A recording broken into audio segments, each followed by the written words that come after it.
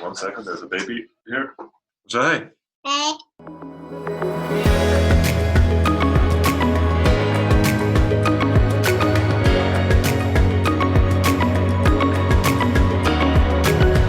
Hey everyone, and welcome back to the Better Independent podcast. This is your host, Anna. I'm really excited about today's guest, Daði Freyr. I'm also pretty sure you can't pronounce that, but you probably know his viral sensation song of 2020, Think About Things. This song is absolutely everywhere at the moment. It has just passed 55 million plays on Spotify, and that's one of the things we talk about on the podcast. We also go into how Daði got to where he is today, why he's choosing to stay independent, what kind of contracts he has, and much more. Just a few things before we begin. Daði, on top of being an international internet sensation, he also happens to be a dad, and we do hear his daughter in the background of this episode, as well as his rather squeaky chair. I hope this doesn't distract you from the very interesting conversation that we had.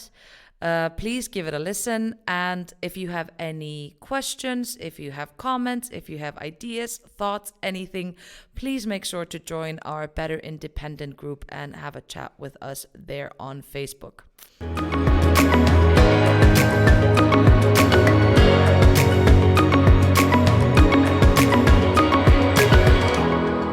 Welcome, Daði Freyr, to the Better Independent podcast. Thank you so much.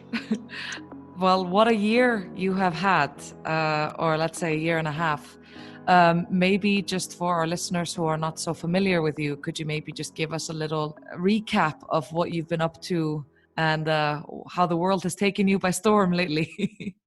Yes, my name is Daði Freyr, and I make synth pop music. I've been doing that for a while. Started doing electronic music, I think 2011, something like that. But if there's anybody that knows me, it's probably because I had a song that was supposed to compete in Eurovision this year, but then there was no Eurovision. But the song has still lived a good life. I think we could basically say that you have gone viral, or this song, Think About Things. At least to me. The song currently has around 45 million plays on Spotify. TikTok had some part to play in that. Could you maybe tell us a little bit about that? Yeah, definitely. We made a dance that went in the performance and in the music video.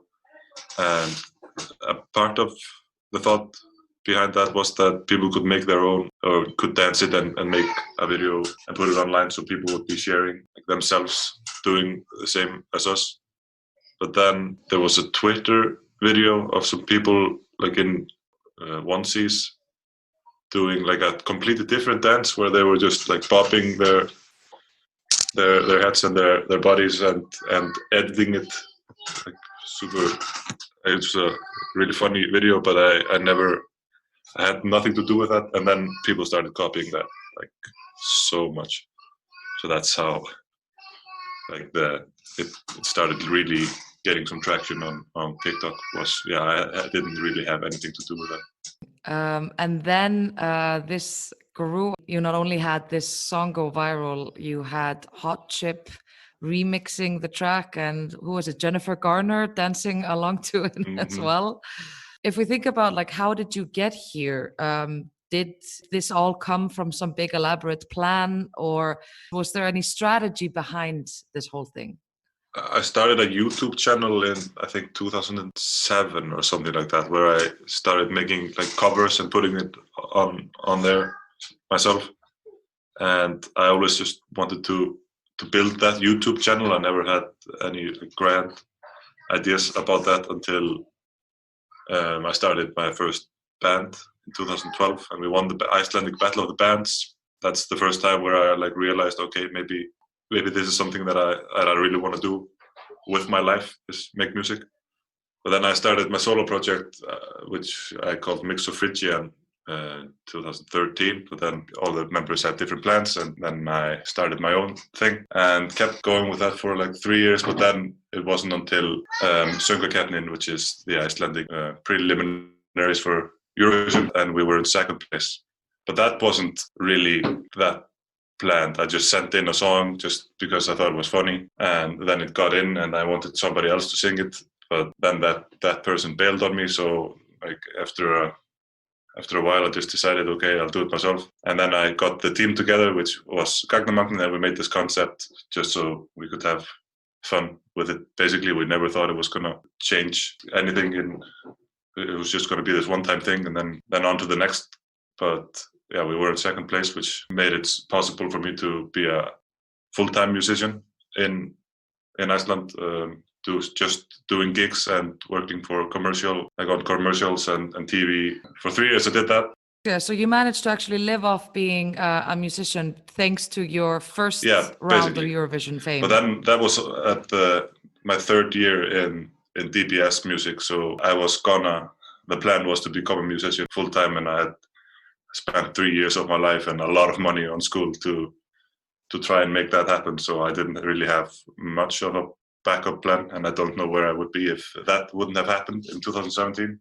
But this time, like, there was a lot more thought put into it. I spent like half a year just working on conceptualizing the song and the video and the whole like package that was Think About Things. That was the most like compact, like full package of media that I had ready for a song.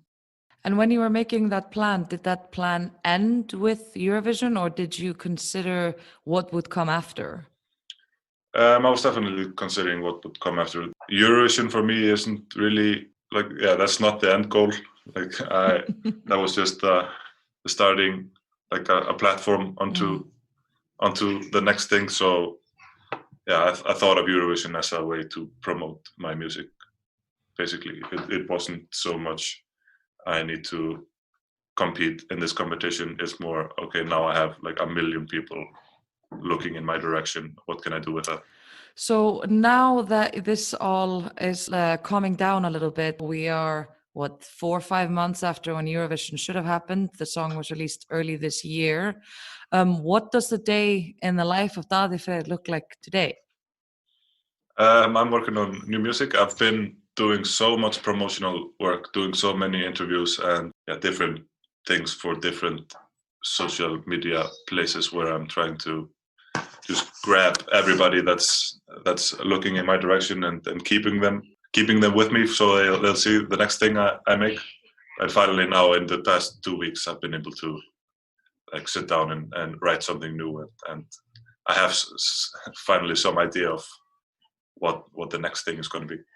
And when you say you're trying to grab people's attention or keep people's attention on social media, is that something you're figuring out on your own, or do you have management? Do you have someone working with you specifically on those? I am working with a distributing company who's called AWOL.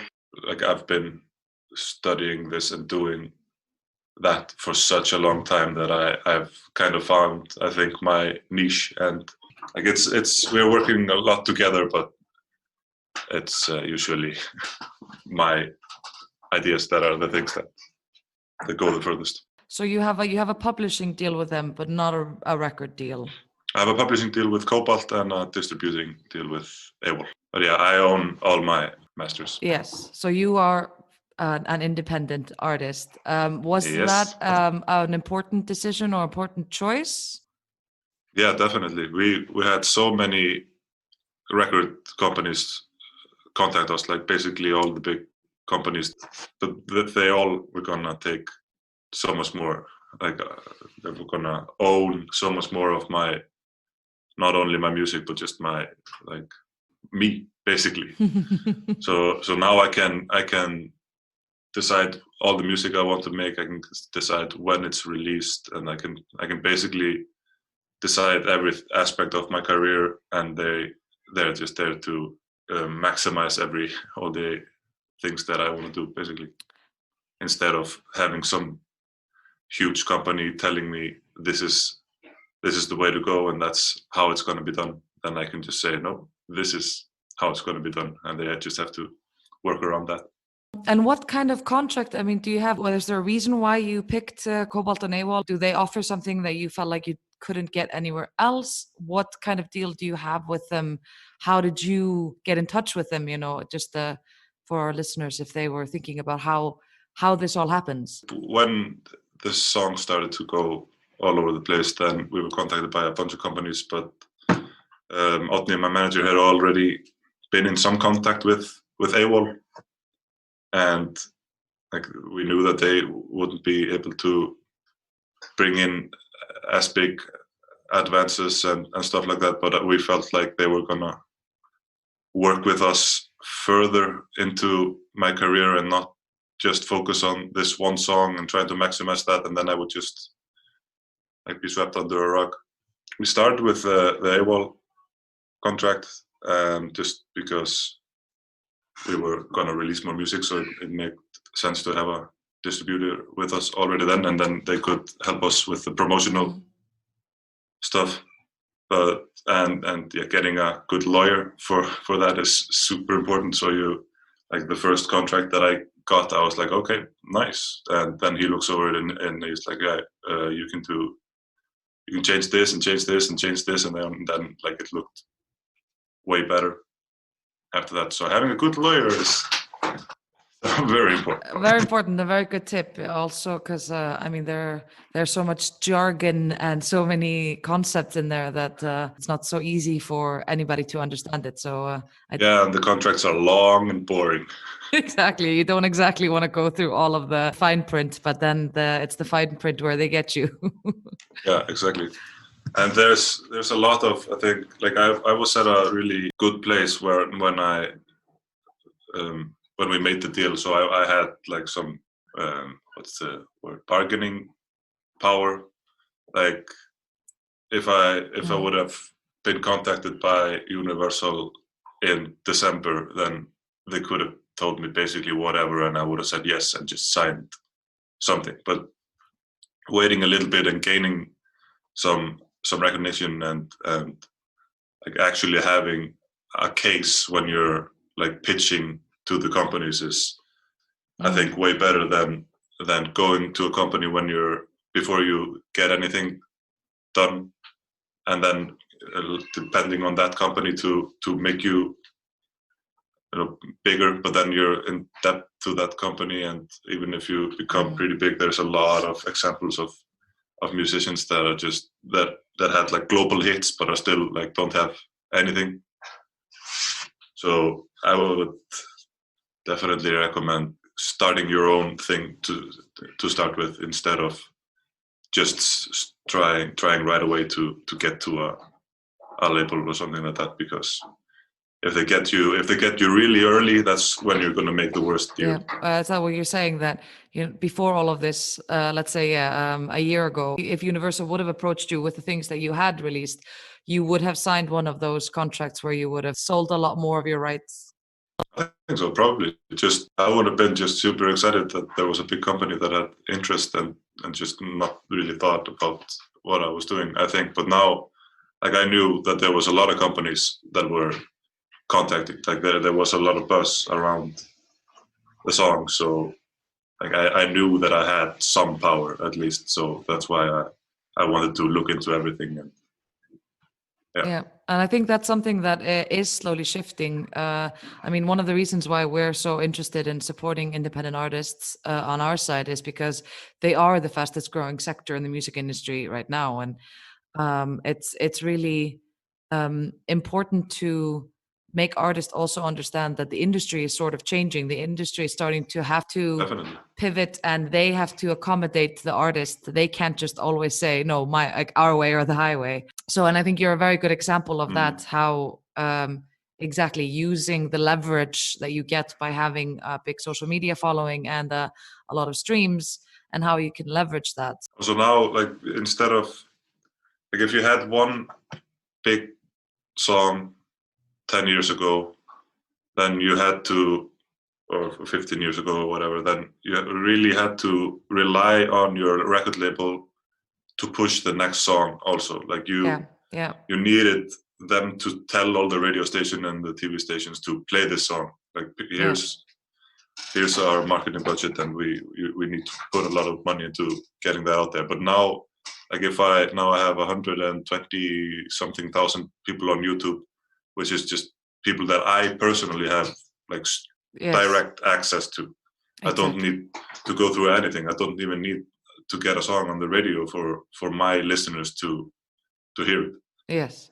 And I mean, that's a tremendous amount of power, because that's also something that, you take with you wherever you go. You can. Yeah. I mean, I'll leave these companies and I still have my social media platforms. Exactly. Which are going to be hopefully growing still. Yeah. And that's, I mean, then that's a question of next level. Now that you have this kind of power, do you feel it's sustainable for you to keep growing your career, or are you looking into bigger record labels, or what do you feel like is the next step, and how are you going to use this fame now to feed into a sustainable career? I'm pretty sure I'm never going to go to a label per se. I think I'm going to want to own my masters.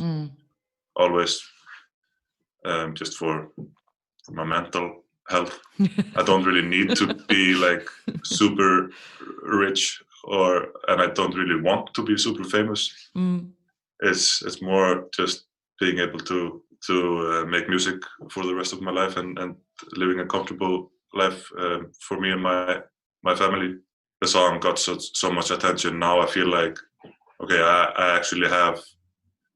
It makes sense for me to put some money into making a music video, or to put some money into going to getting people to play different instruments on my record, or like to put money into anything now makes more sense. But a year ago, like the music video cost me €6,000, and that was like a huge risk for me. That was a very, very big decision, a financial risk, because I that's pretty much all the money I had. But now, I mean, the song has generated that a few times. So it was a risk worth taking. Definitely, and that's the first time that I try that, where I'm not just, okay, I have to do all the things myself, like all the videos I've been making and all the music I've been recording at home, and everything except for mastering basically is what I've been doing myself. But now it's the first time where I'm like, okay, maybe it makes sense for me to get more people involved. Yeah. You mentioned that earlier. You studied sound engineering at DBS here in Berlin. Mm-hmm. And you feel like that was a good way for you to start out, or like a way to save money, that you could actually do that all yourself, the production and the recording?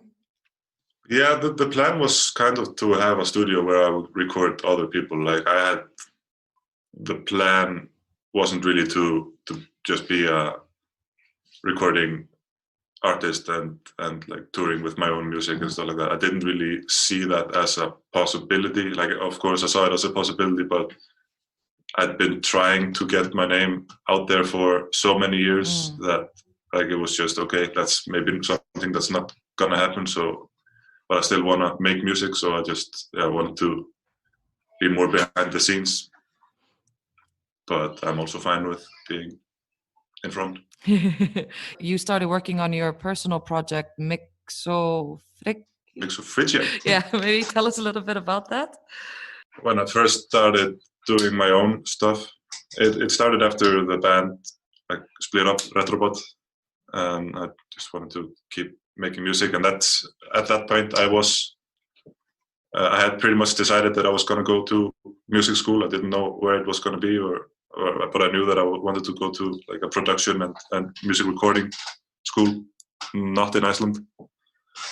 And yeah, that project was, I made a 14-track album that's like a story, a sci-fi adventure of this guy that discovers the the meaning of the universe, but at the same time his mind is split into two, and he gets sent to an alternate dimension where he finds love, and then loses love, and like it's a whole thing.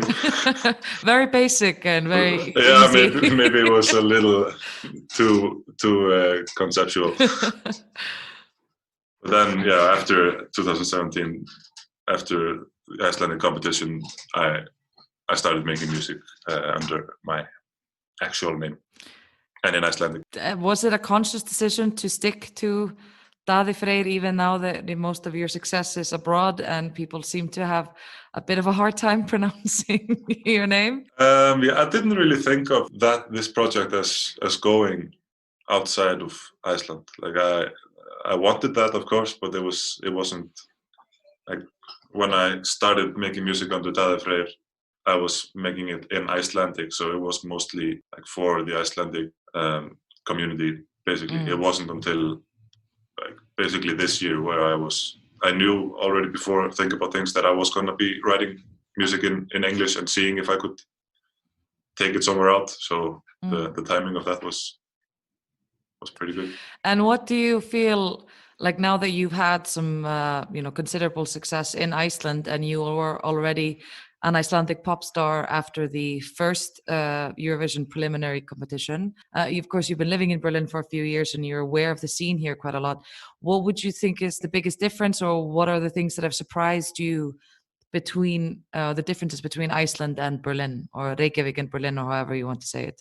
In Iceland, there's just like a 3 maybe that what you would call a scene, but in Berlin, like there's hundreds of them. Like there's for every genre, there's going to be like a group of people that resonate with that. But in Iceland, it all kind of like mixes together, which is both good and bad, I guess, because like, that way you're getting people from so many different ways of thinking, getting together and making different stuff. But it's, yeah, here it's I think a lot of people go deeper into genres, so they're like really making like jungle or industrial techno or something. Yeah, then they just get more specific, launched deep into that scene. Except for that, like Iceland at this point has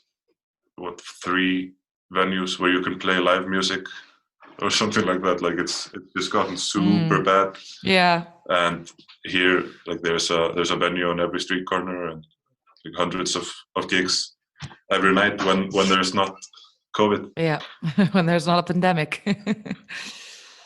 Speaking of that, have you been doing any kind of online concerts? Is that something that you are into? Would you recommend people to do? How are you experiencing that? I made a like a Eurovision themed concert where I did an hour of Eurovision covers, and that has like 500,000 views on YouTube or something at this point. So yeah, I definitely would recommend doing some of that.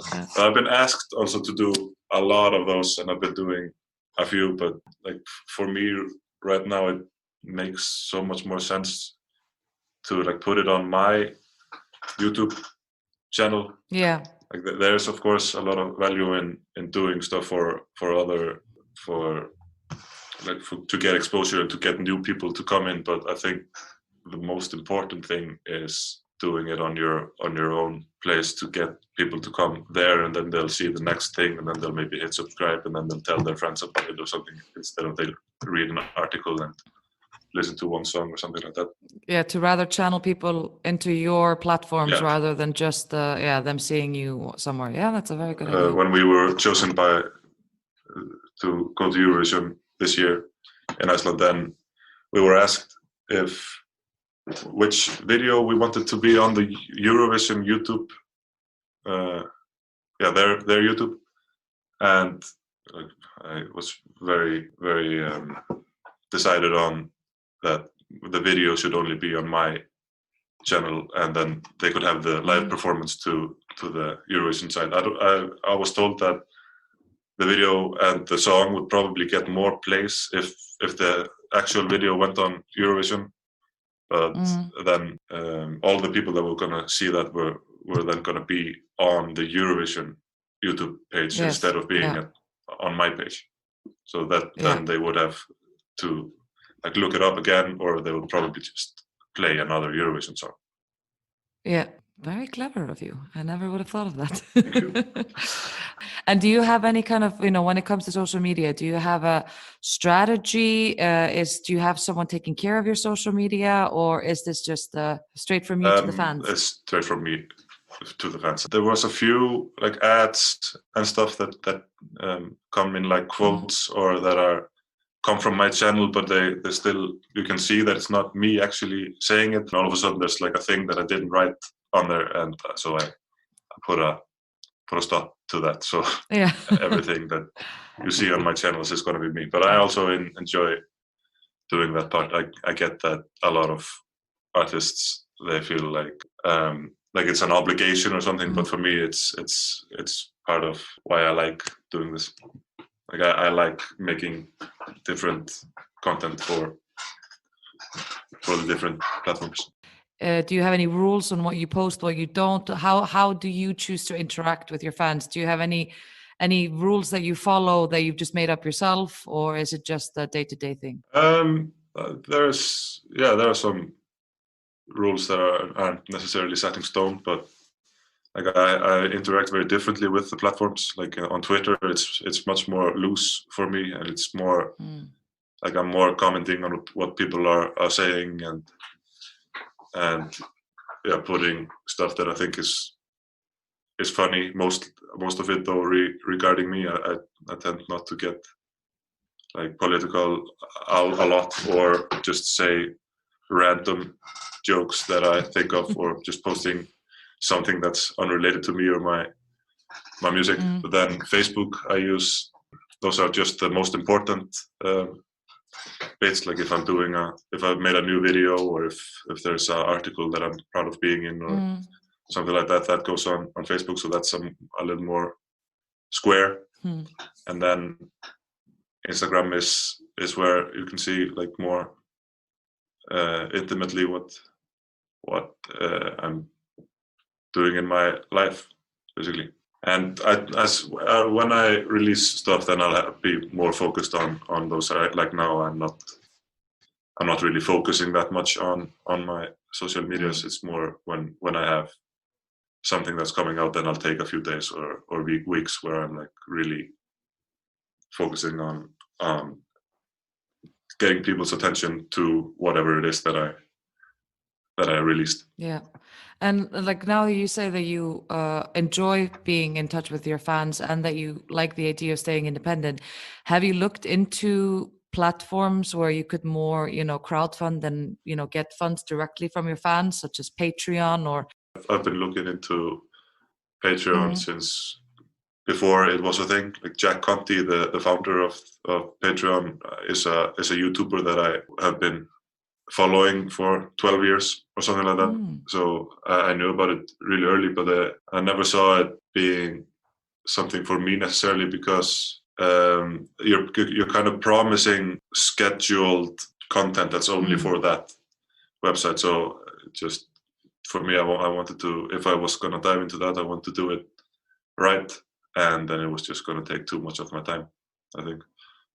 But it's working for a lot of people though. Yeah, it seems to be a really good platform for artists who do have this want to be very much in touch with community or with their fans. It's a really interesting way to have a very direct conversation.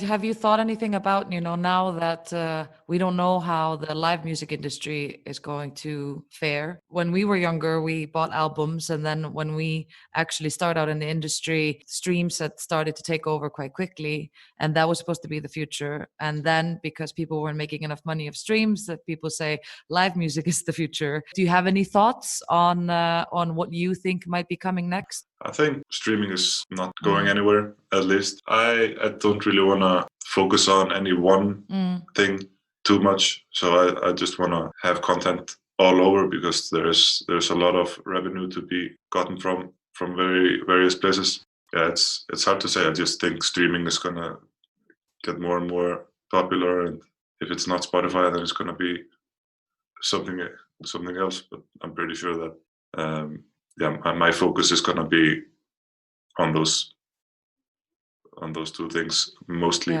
and then just content creation. Yeah, exactly. Okay, then maybe we can just kind of start to wrap up. If there's anything that you wish someone would have told you when you were starting out, is there some big lesson that you have learned? What advice would you have for independent artists who are just starting out and are finding the industry maybe a little bit daunting at the moment? Know your worth. You have to find out where you stand and when and what you should get paid. If you're like, when is the right time to do something for free for the exposure, and when you shouldn't do that and get paid for it, basically. And then also, like, when it's the same basically when you're talking to companies, like, don't let people take advantage of you. Basically, if you make good music, then you're worth something, and you should know that. For the last question, what does independent mean to you? Independent to me means that I'm in control. It means that I can decide when I do the things that I want to do and what things I want to do, and having the right tools and the right everything to make that happen. All right. Good luck with everything. We'll be looking out for you online. Yes, that's where I'm going to be. Fantastic. Thanks so much, Daði.